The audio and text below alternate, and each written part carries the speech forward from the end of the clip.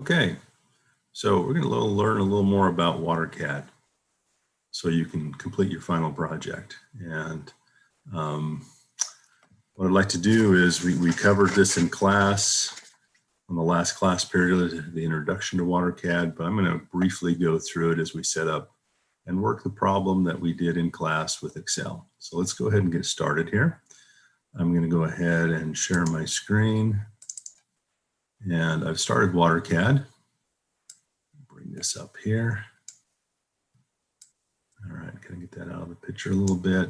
Brought up WaterCAD. It comes up with the welcome screen here. You can make sure that it doesn't, if you say don't show this at startup, unclick that box, quick start lessons. Really quick lessons. These are not too bad, 2 to 5 minutes, really short if I remember correctly. We're going to go ahead and create a new hydraulic model.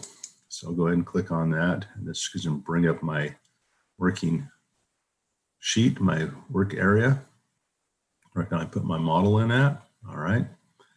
And what we want to do now, since we're not importing any data in from, say, AutoCAD or MicroStation, we're going to go ahead and make a schematic diagram. Now, this is asking about track changes.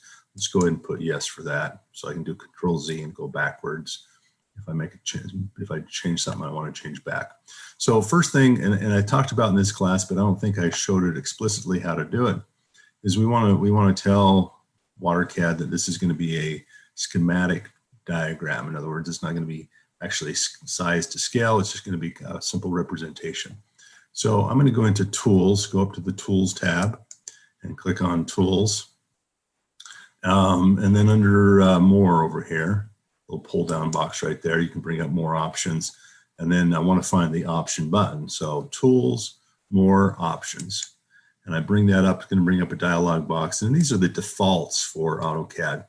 What's specifically kind of interesting if you get into this is you can go over and you can change the different type of labels. For example, when we brought this up before and we put a pipe in, it was labeled P- and then the number of the pipe.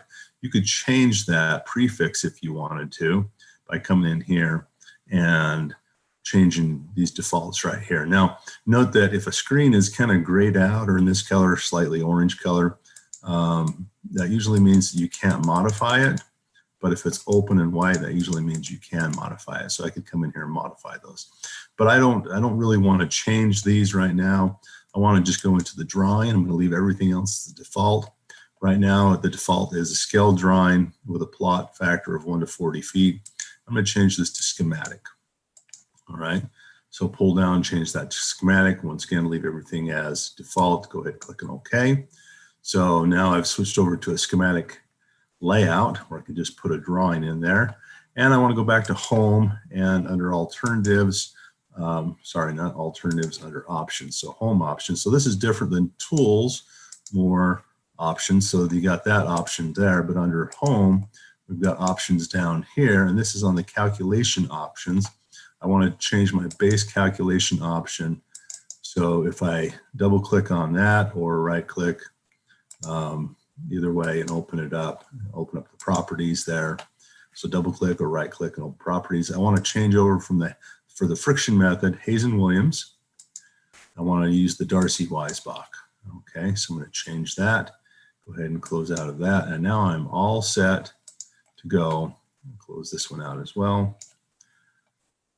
We'll come back to that here in a bit. But now I want to go ahead and put in the homework problem that we did. So let me jump over here just to refresh your memory.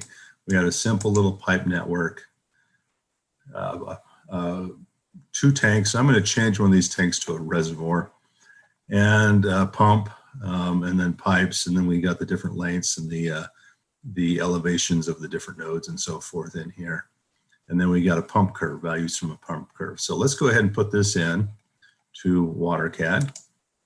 So come up to Layout, and we can go ahead and act like we're going to put a, let's start off with a reservoir. So I'm going to come in, I'll select reservoir, put my reservoir in, and then I need to connect a pipe to it. Okay, so I'm going to connect a pipe. I'm going to select pipe here, and I'll put my little cursor on my reservoir, come on over here, and I'm going to put a node in Well, I guess I could just do pump. Let's go ahead and select pump. Put my pump in over here as well. Okay.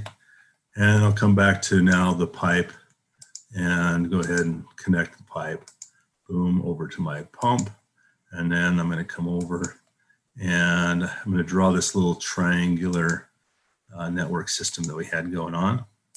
And once again, I can connect back, and then if I need to end, I can hit the escape button. That'll stop my pipe entry. I can come back and put that pipe in and hit escape again, and then come over here. And now I want to connect a tank.